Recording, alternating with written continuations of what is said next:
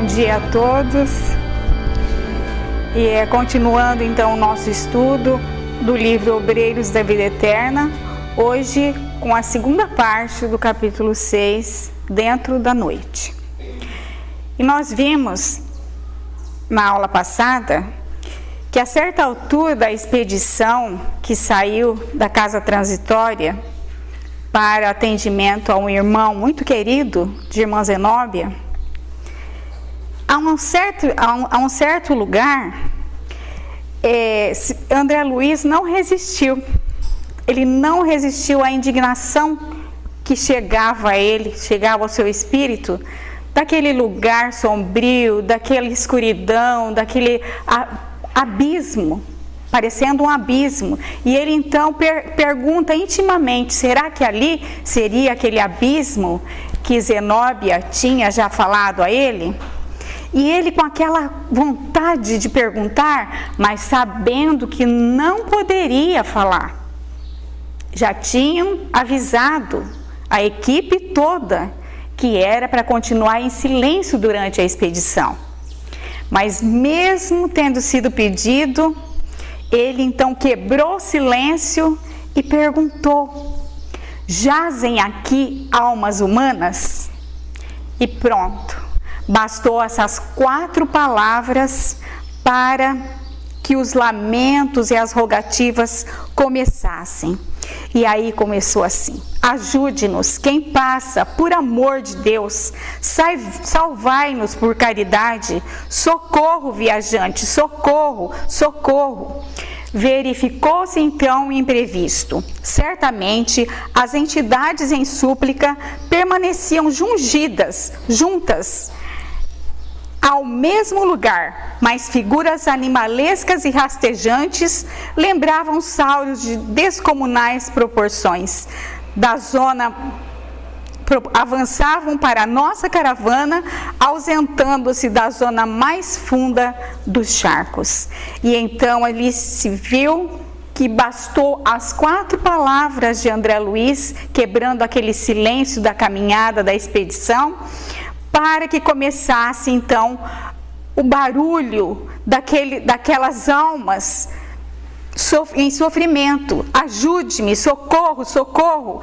E aí então, nesse instante, irmã Zenóbia então, pela sua destra, saía pequenos estalos, muito pequeno estalo, como se fosse um estalo, assim, um barulhinho muito sutil, e das suas mãos saíam choques, quase imperceptível. E ela mandou, pediu para 10 auxiliares, não, eu falei errado, ela autorizou a 10 auxiliares a então emitirem esses choques. E aí então esses raios emitidos era assim até fraco, se a gente fosse ver, mas eles eram as explosões eram tão vigorosas que elas chegavam até os monstros que vinham vindo de encontro a eles para os atacar, e eles recuavam e eles voltavam da onde eles tinham saído do pântano. E conta aqui que eles pareciam sauros parecendo assim um dinossauro, uma coisa muito grande pré-histórica, um lagarto gigante, como se fosse um lagarto gigante. E essas figuras então, pelo que a gente entende aqui, elas com aqueles estalos, com aquela emissão daquelas energias da mão daqueles cooperadores, eles então voltavam para o lugar que eles saíram, então paravam de atacar.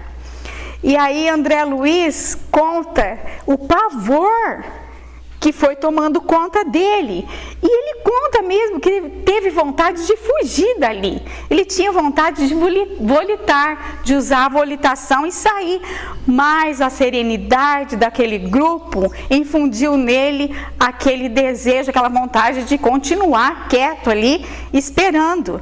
E aí, então, aconteceu o inesperado, né? Que aí, então, da mão dos trabalhadores, eles conseguiram fazer com que os monstros, aqueles seres monstruosos, voltassem para o lugar, né? E multiplicava, mas só que multiplicava essas lamentações, eram muitas lamentações. E se ouvia muito assim: libertai-nos, libertai-nos, socorro. E cortava o coração de André Luiz aqueles pedidos de socorro. E aí ele pensou que a caravana ia parar para socorrer, mas não foi o que aconteceu. A caravana seguiu o seu curso. E ele ficou indignado também. Por que será que não parou para atender aquelas almas, né? E aí, mais um pouco para frente, eles vararam essa região dos charcos, e aí começava junto deles um movimento de recuo. Temiam-nos a expressão numérica e fugiam pressurosos. Aí já era outras almas. Quando eles penetraram outro terreno, agora eram vultos negros de entidade humana que aproximava deles querendo atacar. E aí, quando eles viam que eles estavam em 25, aí eles recuavam, só pela quantidade. Então a diretora da casa prosseguiu a marcha e foi por um difícil acesso, penetrando escarpada região, fala aqui. Atendendo ao sinal da irmã Zenóbia, 20 auxiliares que seguiam postaram-se em determinado ponto com a recomendação de aguardarem a volta. Então se percebe que depois que eles passaram pela zona do charco, foram a um outro terreno. E aí então tinha aqueles vultos negros tentando também atacar.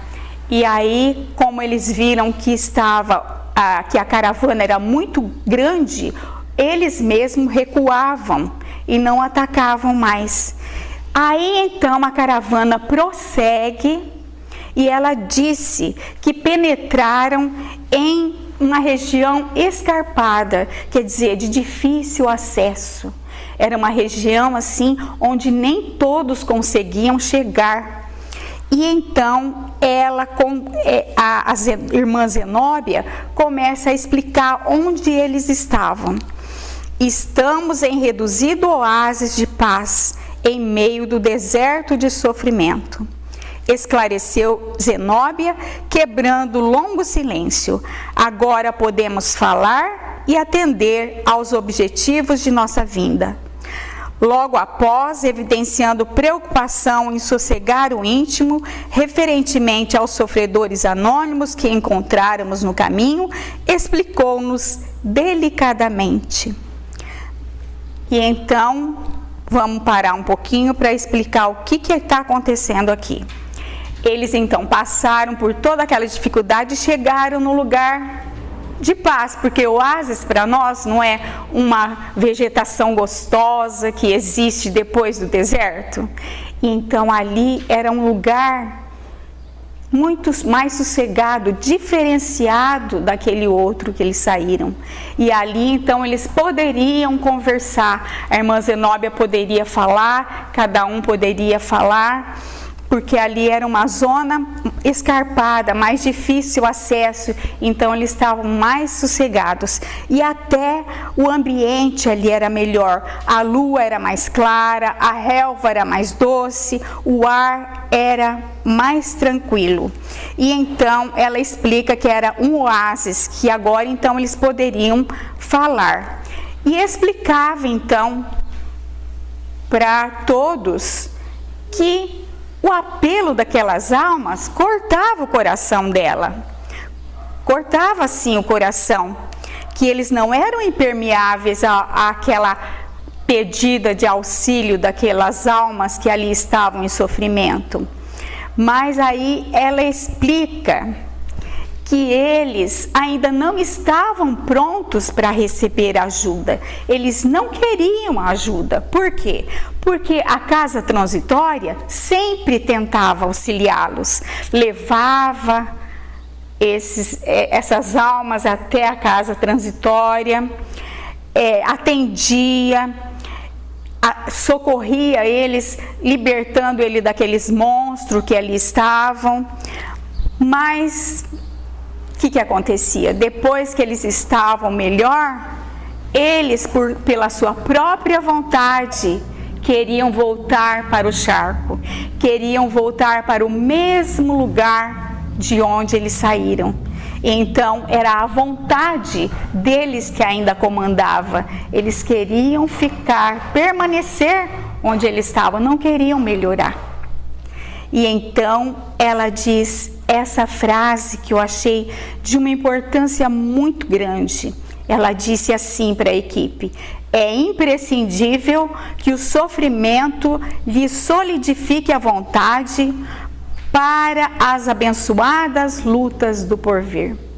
Olha aí o sofrimento que a gente vê lá na nossa doutrina, né?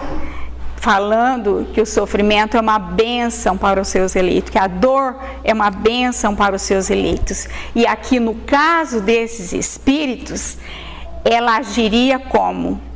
Solidificando, fortalecendo. Solidificar, fortalecendo a vontade, porque sem vontade não acontece modificação nenhuma. Tinha que inspirar a vontade deles melhorarem. E aí sim, eles estariam prontos para as lutas do porvir. Então a gente pode exemplificar rapidinho esse acontecimento, essa frase. Por exemplo, nos centros de recuperação de alcoólatras, tem aí vários internatos, tem muitos aqui na Terra, e são caros até. Tem uns pagos, tem uns que não são, mas os que são pagos são bem caros. E a família então quer enviar esses doentes, né, esses dependentes alcoólatras, para um tratamento. Mas o que acontece? Ele mesmo, o alcoólatra, não tem vontade de melhorar. Então, eles vêm e pegam à força. Eles aplicam algum medicamento e lá fica internado 2, 3. E nós ficamos sabendo mesmo, há pouco tempo, que geralmente quando a pessoa vai contra a sua vontade, o tratamento não tem êxito. Quando a pessoa sai, ela volta a fazer as mesmas coisas, a beber novamente, como se fosse naquele dia em que ele saiu. Então tem que se ter a vontade. E nós ouvimos uma palestra que tinha um senhor muito doente, psíquico, e ele foi tratado durante 20 anos em tratamento médico e tratamento espiritual, tomando passes, tomando remédios. E aí, chegou nos 20 anos de tratamento, ele sarou. E a primeira coisa que ele falou para o médico foi o seguinte: que bom, agora eu posso beber para comemorar? Então ele não tinha entendido ainda que aquele mal que ele tinha era para o afastar dos vícios, para que ele tivesse uma firme vontade de nunca mais querer nada que atrapalhasse o seu organismo. Mas primeira pergunta que ele fez foi isso: posso beber para comemorar? Então ele não estava também pronto para a cura. Então, André Luiz comenta depois dessa explicação de irmã Zenóbia, quanto ao atendimento daqueles espíritos sofredores que ali estavam, que essas explicações foram diretas para ele, porque ele estava indignado por tudo aquilo que ele tinha visto. E depois de um certo tempo, ela começa então a esclarecer sobre a tarefa principal que ia ser efetuada ali, e fala então do amigo devotado que ela quer auxiliar.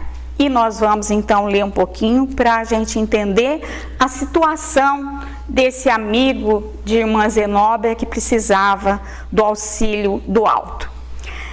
Trata-se de Padre Domênico, entidade a quem muito devo. Foi ele clérigo menos feliz, incapaz de manter-se fiel ao Senhor até o fim dos seus dias. Iniciou-se nas lutas humanas, tocado de sublimes esperanças na primeira mocidade.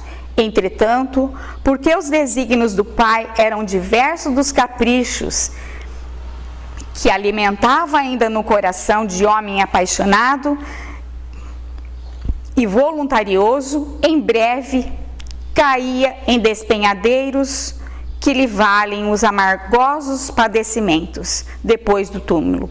Aproveitou-se das casas sagradas à fé viva para concretizar propósitos menos dignos, conspurgando a paz de corações sensíveis e amorosos. Recebeu advertências e avisos salutares, tendentes a modificar-lhe a conduta criminosa e desvairada. Todavia, internou-se fundamente no lamaçal escuro dos erros voluntários, desprezando toda espécie de assistência salvadora. Zenóbia, colaborei durante anos consecutivos nos serviços de orientação que lhe eram ministrados, mas pela expressão intensa de fragilidade humana que ainda conservava em minha alma, abandonei-o também à própria sorte, absorvida por sentimentos de horror. E então a gente percebe aí que ela mesma tentou ajudar esse amigo que era clérigo, né, usava batina, era um padre aqui na última encarnação. Só que ele não usou bem esse encargo que foi lhe confiado, porque esse encargo seria para ele próprio se iluminar, iluminando aqueles que estavam sob a sua tutela.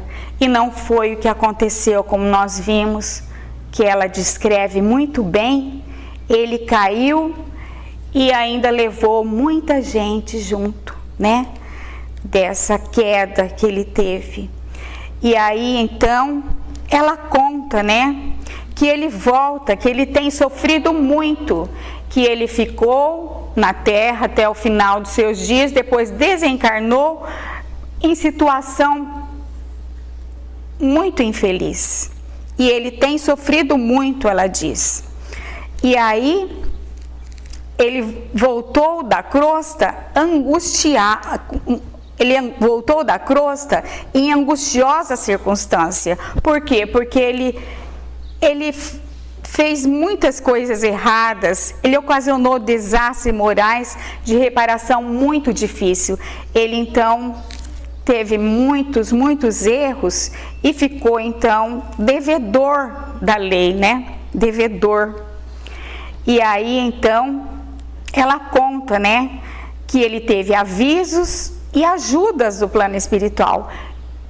Ela mesma tentou ajudá-lo com orientação durante a sua existência, mas ele desprezou. E ela então, como um professor de um aluno muito renitente, muito teimoso, ela então tentou um pouco e viu que não conseguiu. O que ela fez? Ela desistiu, deixando-o à própria sorte.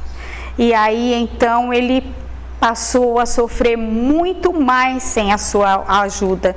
E ele voltou nessa situação lamentável. E ela então resolve novamente, depois de 40 anos, conta-nos o livro, 40 anos de distância entre um e outro, ela então resolve ajudá-lo novamente, intercedendo por ele, pedindo ajuda. E ela foi autorizada a incluir o padre Domênico entre os tutelados daquele lugar, da casa transitória, a seu pedido. E aí os cooperadores amigos ministravam passes, aqui fala operações fluídico-magnéticas, são os passes, né? Para prostrar, olha só como que é a intercessão dos espíritos amigos. Às vezes, então a gente pensa que a doença é para o nosso mal e às vezes ela vem para o nosso bem. E aí, no caso, eles estavam tentando ver se subia um pouco a vibração mental do padre Domênico. E aí, então, o que eles fizeram? Com esses passos, eles tentavam diminuir os seus movimentos físicos, os seus movimentos. E apesar dessa intercessão, ele estava ainda sem se modificar, porque ele estava sem a vontade, ele estava assim, não conseguia nem fazer um autoexame, diz irmã Zenóbia, que seria tão bom para ele se ele fizesse, que foi o que aconteceu. Vamos voltar lá no comecinho do André Luiz, né? Que começou lá no nosso lar, o que aconteceu com o André Luiz quando ele se deparou na vida espiritual, comparando com a vida carnal dele. Então ele foi comparando, foi entrando pelo crivo da razão, ele foi compreendendo todas as falhas que ele teve, e aí foi aclarando e foi dando essa vontade nele de melhorar. E é isso que a gente vê no André Luiz, uma vontade de melhorar, de saber, de ter conhecimento. Então deu essa vontade, o que faltava para o irmão Domênico, porque ele se prostrou, ele se deixou envolver pelas mentes negativas, e aí ele ficou ali necessitado mesmo da ajuda. E ela diz que esse autoexame seria muito bom para ele, porque ele traria um repouso espiritual. Então seria como que um refrigério para ele, naquele atormentado, naquela mente atormentada que ele se achava. Porque a sua situação mental impedia até a ajuda dos amigos espirituais. E aí, então, a gente vê que ele precisava mesmo desencarnar, reencarnar urgentemente, mas que antes disso ele tinha que aceitar, ele tinha que ver, compreender o que estava se passando com ele, e ele não deixava, ele não conseguia subir a sua mente, né, subir o seu astral. Amigos nossos devotados, diz irmã Zenóbia, amparam-me, o pedido é em benefício dele, e Domênico voltará a unir-se como filho sofredor de uma de suas vítimas de outro tempo, vítima e verdugo, porque num gesto de vingança cruel, o ofendido eliminou o ofensor com a morte. Então foi muito grave, né? Muito grave tudo o que aconteceu. E a gente vê então que tudo isso que ela estava fazendo era para ajudar ele a voltar a pensar melhor.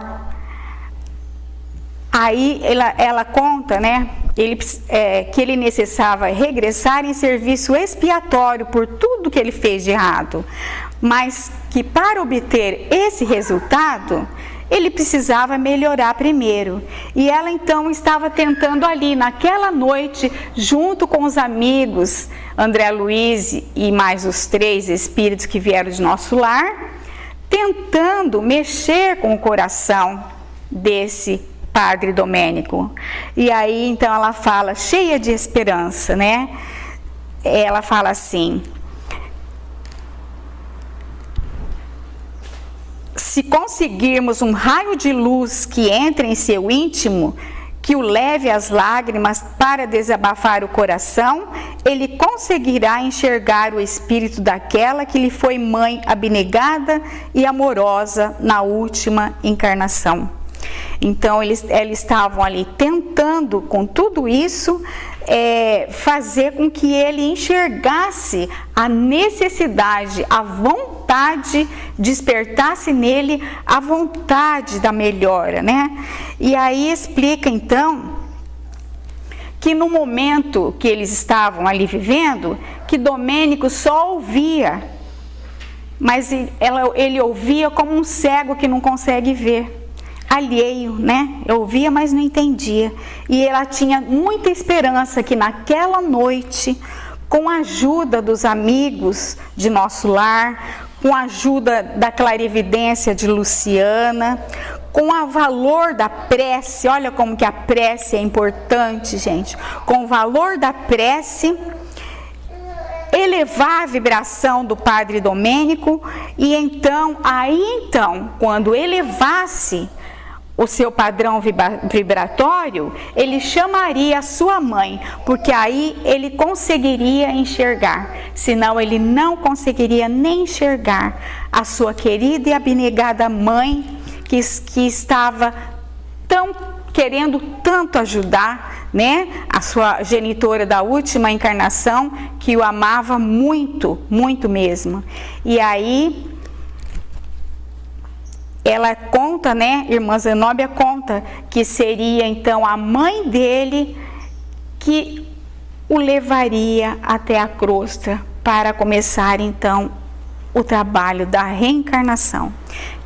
Que se não acontecesse isso, se ele não abrisse o entendimento, que se ele não enxergasse a sua mãe, isso nada poderia acontecer. E que ela tinha muita esperança, sim, que acontecesse isso, né? Eu vou falar assim, do jeitinho que ela falou, viu, gente? Que é muito bonito. Se conseguirmos que um raio de luz lhe penetre o íntimo, se possibilitarmos a eclosão de algumas lágrimas que desabafem o seu coração, dilatando o entendimento, ele experimentará novas percepções visual e provavelmente conseguirá enxergar aquela que lhe foi desvelada genitora na derradeira romagem dos círculos carnais. Conseguida essa providência, creio que ele será conduzido facilmente à indispensável conformação e às medidas iniciais da recapitulação terrestre, que é a reencarnação. Então, sem isso, eles não iriam conseguir. E então, ele usa o quê? Ele usa o amor da mãe, né? O amor da mãe, que tinha o nome de Ernestina.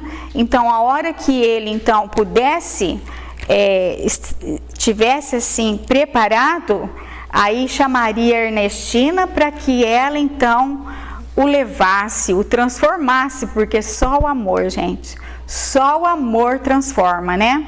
E irmã Zenóbia tinha certeza disso, né? Que o amor da sua mãe ia conseguir transformar aquele coraçãozinho endurecido de Padre Domênico, né? Que ela se transformaria em breves dias. E então a gente termina essa parte do capítulo dizendo assim que só o amor é capaz de transformar os corações. E nós vamos falar uma frase e depois falar de onde que ela veio e de quem ela é. O amor verdadeiro é um imã ao qual não se pode resistir. Então, era a esperança que a irmã Zenóbia tinha, era do amor de sua mãe e do amor de todos que estavam auxiliando aí, chegar no coração endurecido do Padre Domênico, levá-lo às lágrimas e aí então ele começar a raciocinar e ver a necessidade que ele tinha de se transformar. E essa frase é do Espírito Fenelon, do Evangelho segundo o Espiritismo. E nós então vamos ver a continuação, né, o resultado desse trabalho na próxima semana. Muita paz a todos nós.